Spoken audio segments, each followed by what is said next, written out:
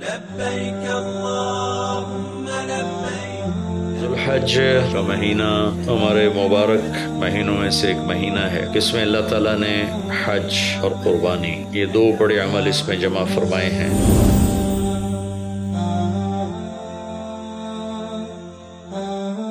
السلام علیکم ورحمۃ اللہ وبرکاتہ۔ الحمد للہ الذی بیدہ الملک وہو علی کل شیء قدیر، هو الأول والآخر والظاهر والباطن وهو بكل شيء عليم، وأشهد أن لا إله إلا الله وحده لا شريك له، وأشهد أن سيدنا ومولانا محمدا عبده ورسوله أرسله بالحق بشيرا ونذيرا وداعيا إلى الله بإذنه وسراجا منيرا، صلى الله تعالى عليه وعلى آله وعلى أصحابه وبارك وسلم تسليما كثيرا كثيرا، أما بعد، فأعوذ بالله من الشيطان الرجيم، بسم الله الرحمن الرحيم، إن إبراهيم كان أمة قانتا حنيفا لله ولم يك من المشركين شاكرا لأنعمه اجتباه وهداه إلى صراط مستقيم، ثم أوحينا إليك أن اتبع ملة إبراهيم، وقال تعالى فلما أسلم وتله للجبين وناديناه أن يا إبراهيم قد صدقت الرؤيا إنا كذلك نجزي المحسنين۔ میرے محترم بھائیوں بہنوں، میرے عزیزوں، بچے بچیوں، پوری دنیا کے انسانوں، اللہ کرے میرا پیغام پوری دنیا میں پہنچے، مسلم بھی سنیں، نان مسلم بھی سنیں، کہ اچھی بات تو لینی چاہیے جہاں سے بھی ہو۔ ان ابراہیم لأواہ حلیم، ان ابراہیم لأواہ حلیم، ابراہیم بہت مہربان رونے دھونے والے تھے، اور ابراہیم کا مطلب بھی ہے مہربان باپ، مہربان باپ۔ ابراہیم علیہ السلام کی کہانی تو بہت لمبی ہے، تو ہم شروع ہی کرتے ہیں کہ ابراہیم علیہ السلام سے اللہ نے اپنے بچے کی قربانی کیسے لی، پیچھے سارے واقعات کو چھوڑ کر۔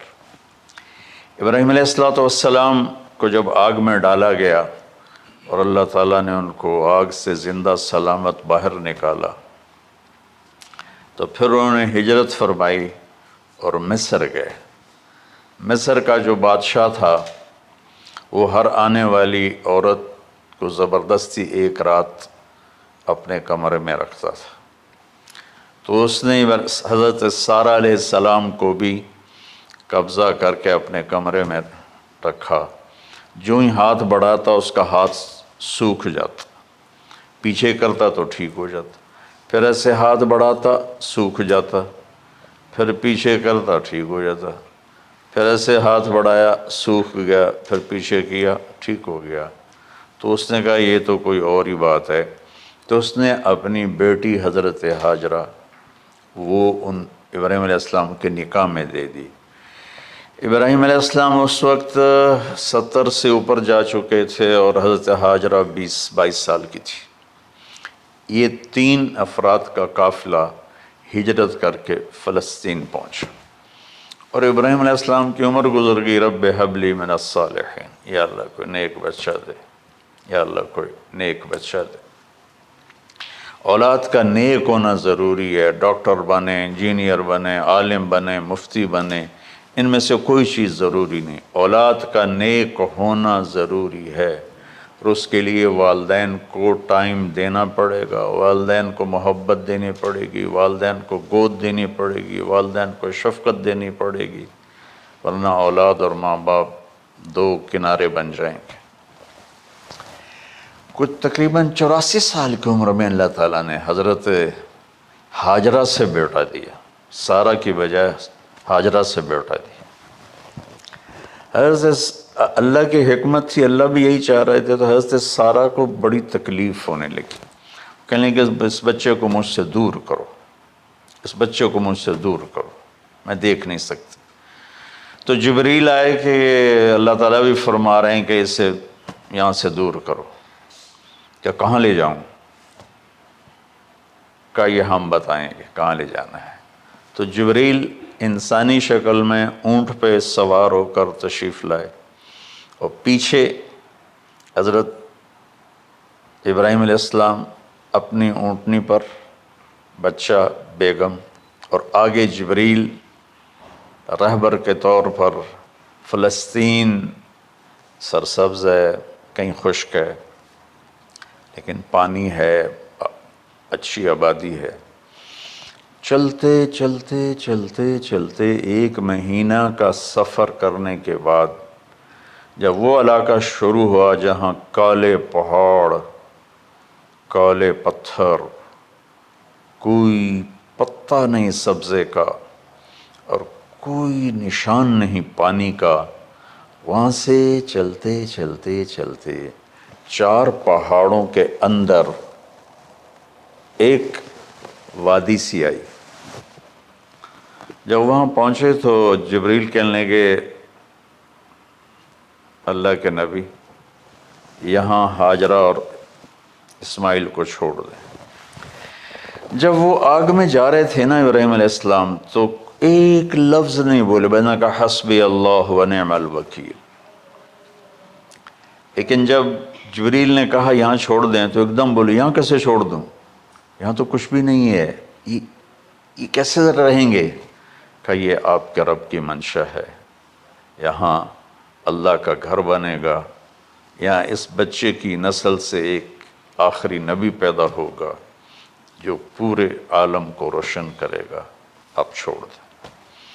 تو وہ وہاں 3 دن رہے، ان کے لیے ایک چھپر سا بنایا لکڑیاں کاٹ کے، یا 2 دن رہے یا 1 دن، یہ تو کوئی تحقیق کوئی نہیں ہے، لیکن ایک چھپر سا ان کو بنا کے دیا ایسے، یعنی اس ایک اوپر وہ لکڑیوں کی چھاؤں کر دی اور نیچے ایسے بانس سے گاڑ دیے اور چل پڑے۔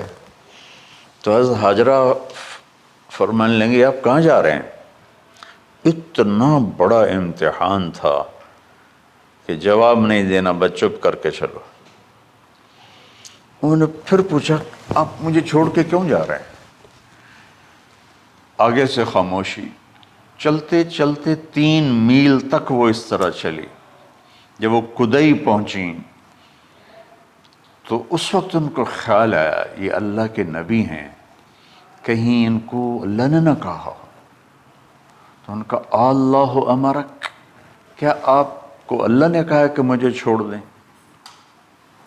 کہنے لگے ہاں، یوں کیا۔ ایک دم ایک نئی ہاجرہ نے جنم لیا، کہ اذن، یوں گردن، اذن لن یضیعنا اللہ، جاؤ پھر میرا اللہ مجھے ضائع نہیں کرے گا۔ ابراہیم علیہ السلام بوجھل دل کے ساتھ پیدل چل رہے تھے، دونوں میاں بیوی اونٹنی پہ سوار ہوئے، اور وہ اپنے بچے کو گود میں لے کر ایسے کھڑی ان کو دیکھ رہے تھے۔ یہ کوئی مہینے کے لیے نہیں جا رہے تھے، پتہ نہیں ہے کب واپس آئیں۔ اج دے وچھڑے قد ملن گے، جانے رب رحمان۔ دیکھتی رہیں۔ انہوں نے ایسے پہاڑی کے اوپر چڑھے کہ اونٹ نیچے اتری، تو پھر انہوں نے منہ موڑا اور واپس اس وادی کی طرف چلیں۔ کیا وقت تھا، صبح تھی، شام تھی۔ جو ابراہیم علیہ السلام غائب ہوئے تو ایک دم آپ نے اونٹنی کا منہ موڑا ادھر ہی اور کہا ربنا انی اسکنت من ذریت بواد غیر ذی زرع ربنا لیقیموا الصلاۃ۔ کیا درد ہے! آپ اندازہ لگاؤ، ایک آدمی کو 84 سال کی عمر میں بیٹا ملے اور پھر اسے ایسے جنگل بیابان میں چھوڑ دیا جائے، تو ان کے دل پہ کیا بیت رہی ہوگی۔ یہ اس دعا میں وہ درد ہے جو میرے بھی آنسو نکل رہے ہیں۔ ان کو 3 دفعہ قصہ سنا چکا۔ اے اللہ تیرے ہی کہنے پر تو جو میرا رب ہے، یا اللہ نہیں کہا، اللہم نہیں کہا، ربنا، یا اللہ تو مہربان ہے، اس میں بھی کوئی تیری مہربانی ہوگی، تیری محبت ہوگی، تیری شفقت ہوگی۔ انی اسکنت من ذریت، میں نے چھوڑ دیا اپنی اولاد کو، یا اللہ میں نے وہاں چھوڑا جہاں نہ پتہ ہے، نہ دانہ ہے، نہ پانی ہے، تو جان اور یہ جانے۔ اس درد بھری دعا نے عرش کو بھی ہلا دیا تھا، اور آپ نے منہ موڑا۔ اس باپ کو سوچو جو ہر قدم پہ اپنے معصوم بچے سے دور ہو رہا ہے، اور اس ماں کو سوچو جو ہر قدم پہ اپنے خامن سے دور ہو رہی ہے۔ ابراہیم کی منزل تو آگے گھر ہے، 2 بیویاں اور ہیں، ادھر تو پتھروں کے ساتھ دوستی ہے۔ جب ہاجر، میں ایک دفعہ میں ایسے ہی سوچ میں بیٹھا، میں اتنا رویا، میں نے کہا جب وہ ہماری ماں ہاجرہ وہاں اکیلی بیٹھی ہوگی، وہ چاروں طرف اونچے اونچے پہاڑ تھے، اور اندر بیٹھنے والے کو باہر کا پتہ نہیں، باہر والے کو اندر کا پتہ نہیں۔ تو شام ڈھلی ہوگی تو اندھیری رات نے کیا ظلم ڈھایا ہوگا، کالے پہاڑوں کا اندھیرا، اندھیری رات کا اندھیرا۔ تارے بھی حیران ہوں گے یہ کون بی بی بیٹھی ہوئی ہے۔ ستارے روزانہ ہی نکلتے تھے، لیکن آج وہ ایک نیا تماشا دیکھ رہے ہیں کہ ایک معصوم شہزادی ایک معصوم بچے کو گود میں لے کے بیٹھی ہے، کون اسے یہاں چھوڑ گیا۔ چاندنی رات ہی تو چاند بھی حیران ہو رہا ہوگا، یہ کیا ہو رہا ہے، یہ کیا ہو رہا ہے، یہ کیا ہو رہا ہے۔ اور وہ تنہا جان آسمان کو دیکھتی ہوگی، یا اللہ یہ میرے ساتھ کیا ہوگی۔ وہ رات کیسی، پہلی رات کیسی گزری ہوگی حضرت ہاجرہ پر۔ یہ ہمارے تبلیغ والے 3 دن کے لیے جاتے ہیں، بیویاں شور مچا دیتی ہیں، چھوڑ کے جاندے پہ وہ، چھوڑ کے جاندے پہ۔ اس ہاجرہ کو سوچو جس پر اندھیری رات تھی، اور اسے کچھ پتہ نہیں تھا میرے ساتھ کیا ہونے والا ہے۔ جب دن چڑھا تو سورج نے دیکھ کر اس کی آنکھیں پھٹ گئیں کہ یہ کیا ہے۔ وہ تو کسی پہ رحم نہیں کرتا، اس کی آگ نے پتھروں کو تپایا، میری ماں ہاجرہ کے چھپر کو تپایا اور تڑپا کے رکھ دیا۔ ایک چھوٹا سی مشکیزہ تھا پانی کا، اس سے گھونٹ گھونٹ پی کے ان کے منہ میں بھی ڈال رہی تھی۔ اس مشکیزے پر 3 دن گزرے، پانی ختم ہو گیا۔ ہم 92 کے حج میں پھنس گئے، مزدلفہ سے پہلے تو ہماری بس میں پانی کوئی نہیں تھا۔ جو اس وقت ہمارا حال ہو، ہمیں پتہ تھا 2-4 گھنٹے کے بعد پانی ہے، لیکن جو اس وقت بچے بھی تھے، چیخ و پکار تھی۔ ہاجرہ کی چیخیں کون سن رہا تھا، اور ادھر اسماعیل کی دھاڑ دھاڑ شروع ہو گئی، پیاس کی وجہ سے، بھوک کی وجہ سے۔ بے بس ماں دیکھ رہی ہے، میں کیا کروں۔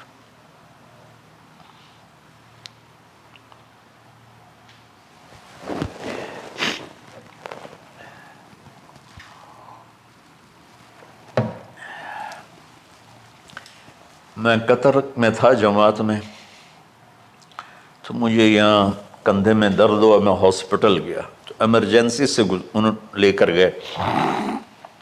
ایک بچہ تڑپ رہا تھا اس میں، جو ہاسپٹل کا بیڈ ہوتا ہے، چھوٹا سا، اس کی ماں ٹیک لگا کر نا اس کو یوں دیکھ رہی تھی۔ مجھے نہیں پتا وہ کون ہے، مجھے نہیں پتا اس بچے کو کیا ہے، لیکن آپ یقین مانیں یہ جو میرے آنسو ہیں اس عورت کی وجہ سے، کہ جس خاموش ساز خاموش فریاد سے معمور ہیں ہم، نالہ اگر لب پہ آتا ہے تو مجبور ہیں ہم۔ جس طرح وہ ماں ساز خاموش تھی اور اس کے چہرے پر درد پکار رہا تھا، میں صرف ایسے گزرتے گزرتے اس کو دیکھا اور میں آج رو رہا ہوں 15 سال کا قصہ یاد کر کے. تو ہاجرہ کے چہرے کو کون پڑھنے والا تھا؟ کون سی ایمرجنسی وارڈ میں بیٹھی تھی؟ کون اس کے لیے کہہ رہا تھا میں پانی لاتا ہوں، کھانا لاتا ہوں؟ موت تھی، دونوں ماں بیٹی تھی. تو یہ بے قراری میں صفا مروہ کی دوڑ لگائی. انہیں پتا تھا کچھ نہیں ہے.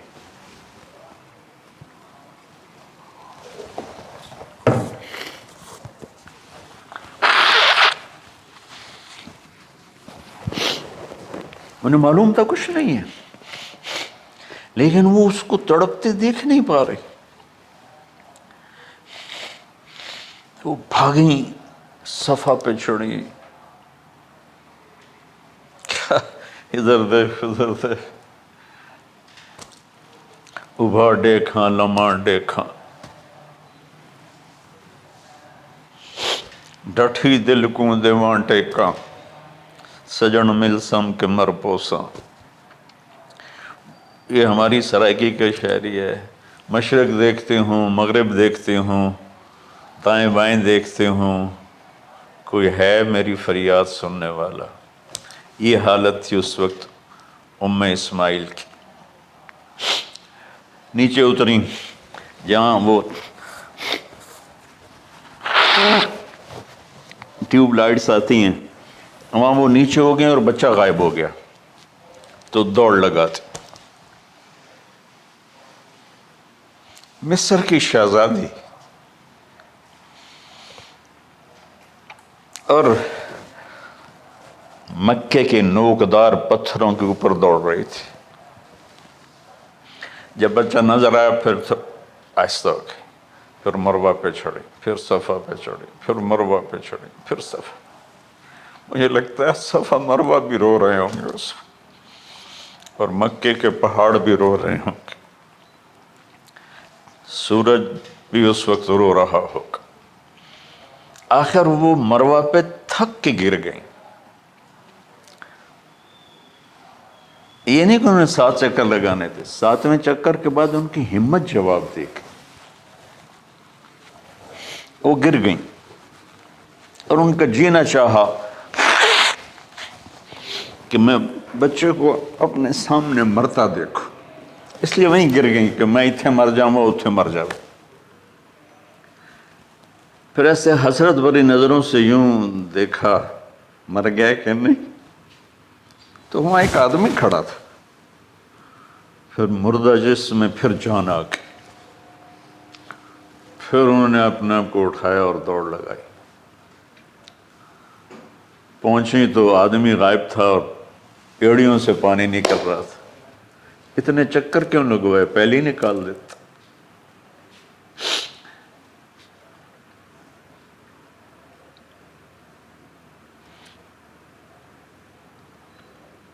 عاشق ہوں میں عشق کماں میں، دل رکھیں وانگ پہاڑاں ہو.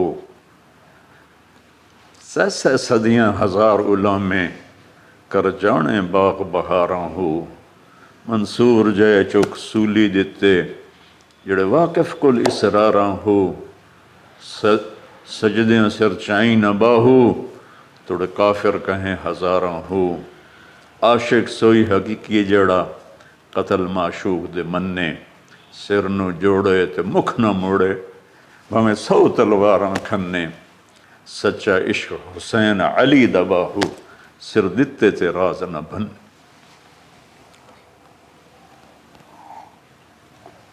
کوئی ابراہیم کا گلہ نہیں، شکوہ نہیں.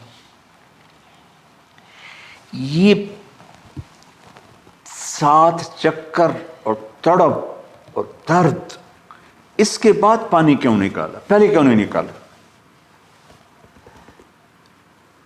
کہ عشق کا راستہ ہی ہے.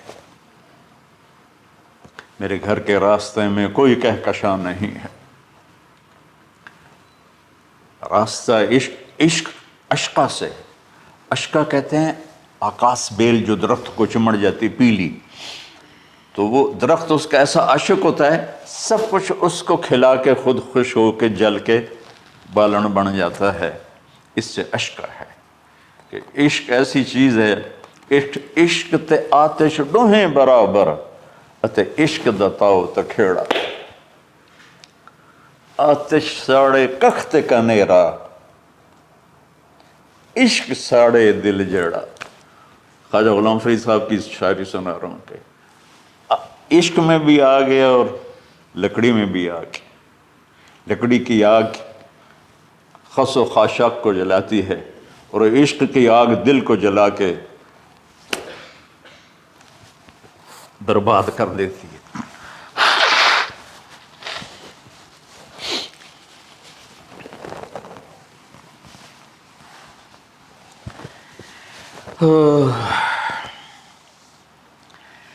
یہ دنیا میرے بھائی بہنوں امتحان کی جگہ ہے، ہم اسے جنت بنانا چاہتے ہیں، ہم یہاں اپنی مرضیاں پوری کرنا چاہتے ہیں۔ اللہ کی قسم، اللہ کی قسم، اللہ کی قسم، جس نے اپنی مرضی پہ چلنا شروع کیا وہ تباہ ہو گیا، جو اللہ رسول کی غلامی کے دائرے میں آیا وہ کامیاب ہو گیا۔ دیکھا تو پانی ابل رہا ہے، ابل رہا ہے، ابل رہا ہے، فوارے مار رہا ہے۔ تو اس وقت عبرانی لینگویج تھی تو ان کا زمزم زمزم، ٹھہر جا ٹھہر جا ٹھہر جا۔ وہ نیچے زور، اللہ کو بھی یہی منظور تھا، وہ نیچے زور۔ میرے نبی نے فرمایا اگر میری ماں زمزم نہ کہتی تو پورے عرب کو یہ پانی سیراب کر دیتا۔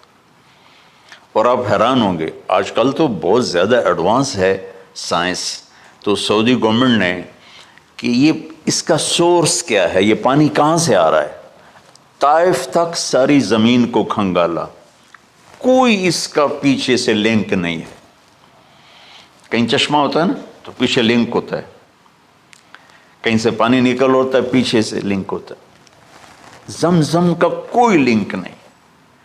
جو ہی موٹر چلاتے ہیں تو 8-9 جھرنے ہیں، سوراخ، وہاں سے پانی ابل ابل کے آنا شروع ہو جاتا، اور جو ہی موٹر بند کرتے تو وہ جھرنوں کا پانی بند ہو جاتا۔ اس میں نہ مچھر ہے، نہ اس میں کوئی کیڑا ہے، نہ کوئی مکوڑا ہے، پاک صاف پانی، زمزم زمزم۔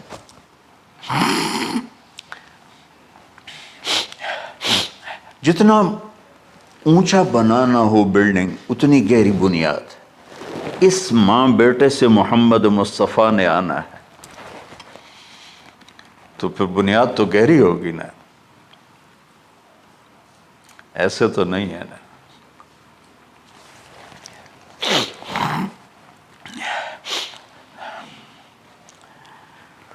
تو چونکہ محمد مصطفیٰ صلی اللہ علیہ وسلم کو اس بچے اور اس ماں سے اللہ نے وجود دینا، پیچھے ابراہیم والد ہیں دینا، ابراہیم علیہ السلام کی نسل میں 4000 انبیاء آئے، بنو اسرائیل میں 4000، اور حضرت اسماعیل علیہ السلام کا ایک ہی جو 1.25 لاکھ پہ بھاری نہیں ہے بلکہ کل کائنات پہ بھاری ہے اللہ کے بعد۔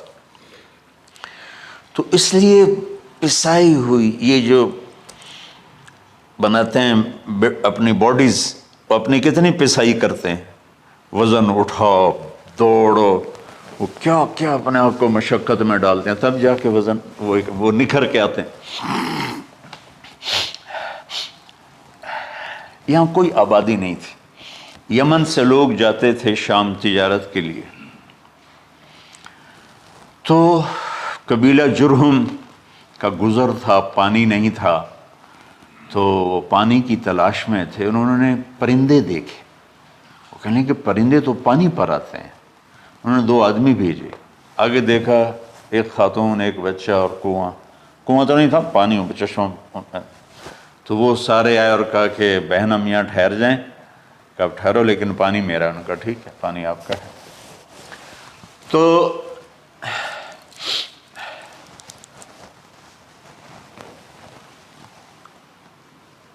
ایک سال کے بعد اجازت ملی، جاؤ مل کے آؤ، مل کے آئے۔ جس گھاٹی سے ابراہیم کو جدا کیا تھا اس پر کتنی دفعہ حضرت ہاجرہ کی نظر پڑتی ہوگی،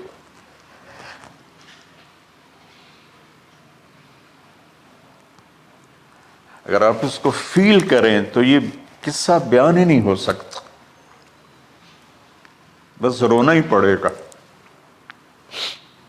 اور خاص طور پر آج کے دور میں جب کوئی اللہ کو کی ماننے کے لیے تیار ہی نہیں ہے، کوئی جہنم سے ڈرنے کے لیے تیار نہیں، کوئی جنت کی طلبگار نہیں۔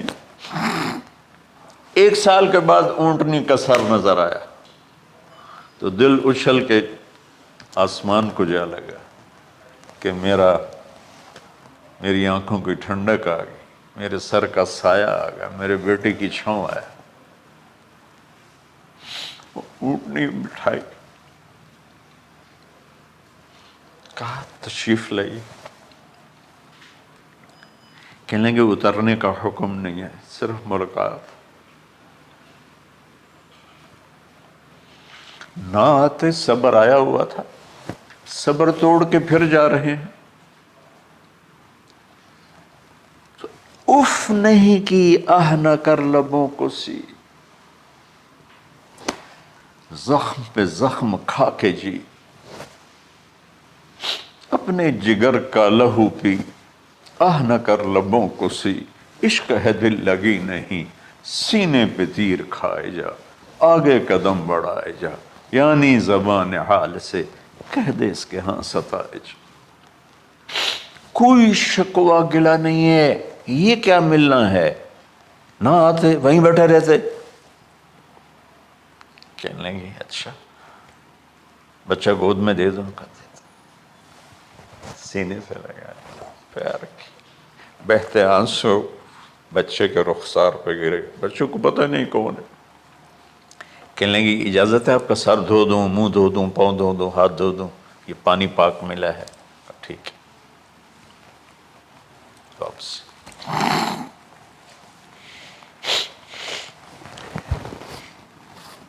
فلما بلغ معه السعي، جب وہ بچہ بھاگنے دوڑنے لگا، دل میں اتر گیا، نظروں کو بھا گیا، تو خواب آنے شروع ہوئے، قیمتی چیز قربان کرو، پتہ نہیں کتنی بکریاں قربان کر دیں۔ پھر خواب آیا قیمتی چیز قربان کرو، پھر گائے قربان کر دیں، عدد مجھے یاد نہیں ہے۔ پھر خواب آیا قیمتی چیز قربان کرو، اونٹ قربان کر دیے۔ پھر خواب آیا قیمتی چیز قربان کرو، تو پھر خیال آیا کہ یہ اسماعیل کی طرف اشارہ ہے۔ 1500 کلومیٹر ہے، 1 مہینے کا اونٹ کا سفر ہے، چھری لے کر ایک باپ بچے کو ذبح کرنے جا رہا ہے۔ اس مہینے کے ہر منٹ نہیں، ہر سیکنڈ میں اس کے دل پہ کیا گزر رہی ہوگی، کس لیے جا رہا۔ ساری دنیا پھرتے ہیں، جب گھر واپس آنے کا ہوتا ہے تو خوش ہو رہے ہوتے ہیں کہ پاکستان جا رہے ہیں، پاکستان جا رہے ہیں۔ کتنی دفعہ اللہ نے دنیا پھرائی یہ، اور اس باپ کی عمر اب 92 سال ہو چکی، 92 سال مولانا صاحب، اس کی اونٹنی کے قدم کے ساتھ نہیں، ہر سیکنڈ کے ہر کروڑویں حصے میں ابراہیم کا دل پھٹتا ہوگا کہ اس معصوم بچے کو ذبح کیسے کروں۔ اللہ کی مان کے دکھا دی۔ اللہ نے تو ہمیں دین ہی آسان دیا ہے، ہم سے تو نہیں بچوں کی قربانی مانگی۔ ابوبکر صدیق رضی اللہ تعالیٰ عنہ نے فرمایا تھا یا رسول اللہ، ایک آیت ہے جس میں کا مفہوم یہی ہے، اگر اللہ ہمیں کہتا نا بچے قربان کرو، ہم بھی چھریاں چلا دیتے۔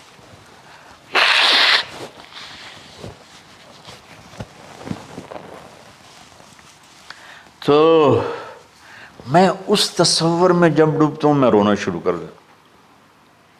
92 سال کی ہستی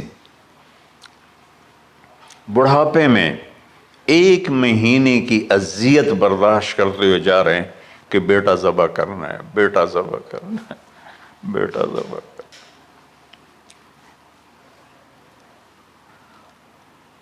تو وہاں پہنچے تو اب اسماعیل نے جانا ہے کہ یہ ہیں میرے ابا۔ وہ کیسے لپٹے ہوں گے، کیسے چوما ہوگا، کیسے پیار کیا ہوگا۔ یا بیوی کا آپس میں، مجھے نہیں پتا کہ کتنے عرصے بعد انہوں نے ایک قدم اٹھایا، لیکن کہا کہ بچوں کو تیار کرو، میں اس کو سیر کرانے لے جا رہا ہوں۔ وہ بڑی خوش ہوئی، ماں بھی بچہ بھی اچھل رہا ہے، اور لے کے پہنچے جمرہ کبریٰ پر، وہ جو شیطان کو 3 جگہ مارتے ہیں، تو آخری جگہ وہاں اس وقت ایک تنگ سی جگہ تھی پہاڑوں میں گھری ہوئی، وہاں پہنچے تو کہتے ہیں یا بنی انی، کوئی شک شبہ والی بات نہیں ہے، ارا فی المنام انی اذبحک، میں نے تمہیں ذبح کرنا ہی ہے، انی میں نے تمہیں ذبح کرنا ہے، فانظر ماذا تری، تیری رائے کیا ہے؟ قربان جاؤں اس ماں پہ، اس نے 7-8 سال کے بچوں کو کیا تربیت دی، یا ابت افعل ما تؤمر، یعنی یا ابت افعل، بیچ میں کوئی حرف نہیں، کوئی عطف نہیں، یا ابت افعل بما تؤمر ستجدنی انشاء اللہ من الصابرین۔ اس عمر میں اپنی قربانی کو اللہ کے ساتھ جوڑا، ابا کرو آپ۔ یہ جب ماں اپنے بچوں کو فوکس کر، آج کی مائیں، میں گلہ کرتا ہوں آپ کے والدین سے، میں گلہ کرتا ہوں، انہوں نے اپنی اولاد کو فوکس نہیں کیا، یہ اپنے دھندوں میں اتنا پھنسے ہوئے ہیں، اپنے کاموں میں، اس بدبخت یہ کیا فون ہے، کیا کہتے ہیں اس کو، اسمارٹ فون، سیمسانگ موبائل، اس میں اتنا گم ہو گئے ہیں کہ بچے اگنور ہو گئے ہیں۔ 3 سال کا بچہ اسکول جا رہا ہے، اسے ماں کی گود چاہیے، اسے اسکول بھیج رہے ہیں، وہ وہاں، میرے بچے کو ڈسلیکسیا تھا، اس کو عاصم کو، اس کو پڑھنا نہیں آتا تھا، ایک بیماری ہے، تو اس کی ٹیچریں مار مار مار اس کا حشر کر دیتی، میرا بچہ برباد کر دیا انہوں نے، وہ 6 سال کی عمر میں ڈپریشن کا شکار ہو۔ میں ماؤں سے کہتا ہوں بچوں کو ٹائم دو، تمہارا سرمایہ تمہاری اولاد ہے، اور اولاد ڈگری سے عزت نہیں ملتی، اولاد تمہاری نیک ہوگی تو وہ بلند بخت ہوں گی، عزت پائیں گی۔ پاکستان کو پڑھے لکھوں نے لوٹا ہے، ان پڑھوں نے نہیں لوٹا۔ ابا جی، بابا جی، آپ کریں نا، دیر کیوں کر رہے ہیں؟ ستجدنی انشاء اللہ من الصابرین، آپ دیکھیں گے میں آپ کی آزمائش پہ پورا اتروں گا، اور اللہ کی آزمائش پر بھی پورا اتروں گا۔ پھر معصوم ذہن ادھر چلا گیا ماں کی طرف، کہنے لگے ہاں یہ بات تو ہے کہ میری ماں کو بڑی تکلیف ہوگی، تو اس لیے نا اپنا کرتا اتارا، کہا بابا جی یہ کرتا آپ میری ماں کو دے دیں، وہ جب مجھے یاد کرے گی میرا کرتا دیکھ لے، اور آپ نے مجھے یہیں دفن کرنا ہے، ادھر نہیں لے جانا، اور آپ بھی احتیاط کریں، مجھے الٹا الٹائیں، طلّہ للجبین، میرا سر زمین پہ لگا ہے، گردن نہیں، تاکہ آپ کو تکلیف نہ ہو مجھے دیکھ کر۔ اب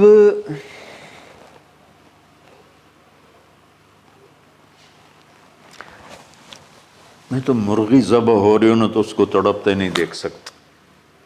قربانی کے لیے مفتی صاحبان کہتے ہیں کہ اوپر کھڑا ہونا چاہیے، خود کرے یا اوپر کھڑا، میں نہیں کھڑا ہو سکتا، جانور جب تڑپتا ہے تو مجھے کچھ ہونے لگتا، تو میں بچوں کو بھیجتا ہوں جاؤ قربانی پہ کھڑے ہو۔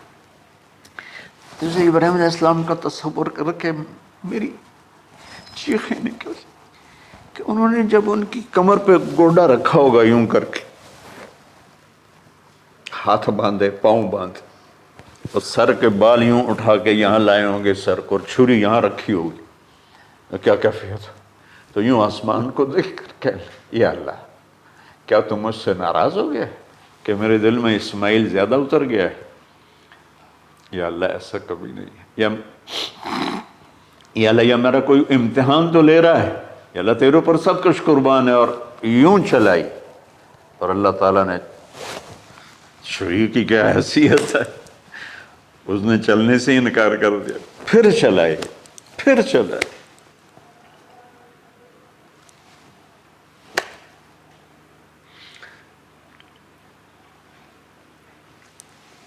بعضی کتابوں میں ہے تو صحیح، لیکن روایت کی کتنی حیثیت ہو تو مجھے نہیں پتا، لیکن چونکہ یہ ایک تاریخی چیز ہے کہی جا سکتی ہے۔ کہتے ہیں پھر گئے اور چھری کو تیز کیا پتھر پر، تیز کر کے جب آئن اور بال پکڑے، آسمان کے فرشتے 2 دفعہ روئے ہیں انسانی تاریخ میں، آسمان کے فرشتے 2 دفعہ روئے ہیں انسانی تاریخ میں۔ ایک جب ابراہیم علیہ السلام نے ان کی کمر پہ اپنا گھٹنا رکھا کہ سر کے بال پکڑ اور چھری پکڑ کے یہ کہا یا اللہ تم مجھ سے ناراض ہو، تو آسمان کے فرشتوں کی چیخیں نکل گئی۔ اور ایک جب اللہ کے نبی کو طائف میں پتھر پڑے کہ اللہ من یشکو الیک ضعف قوتی، تو آسمان کے فرشتوں کی چیخیں نکل گئی۔ جب ہمارے نبی کو طائف والوں نے مارا اس پر، یہ 2 دفعہ آسمان کے سب فرشتے روئے۔ تو پھر اللہ نے کہا بس، نادیناہ ان یا ابراہیم قد صدقت الرؤیا انا کذلک نجزی المحسنین، ابراہیم تو پاس ہو گیا ہے۔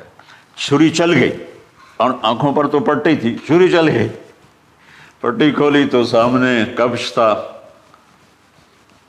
تنبا اور اسماعیل اور جبریل کھڑے ہوئے تھے۔ اس جانور کی قربانی ایک علامت ہے، اس قربانی سے ایک پیغام ہے کہ اپنے غلط جذبات کو اللہ پر قربان کر دو۔ ہم سے اللہ نہیں کہہ رہا بچے قربان کرو، ہم سے کہہ رہا غلط جذبات قربان کرو۔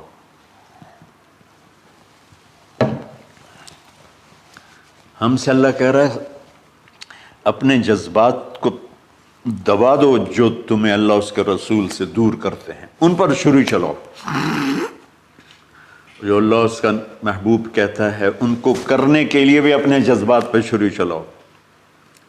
سچ بولنے کے لیے چھری چلانی ہے تو چلاؤ اپنے جذبوں پر، اب اس کو پھیلا دو۔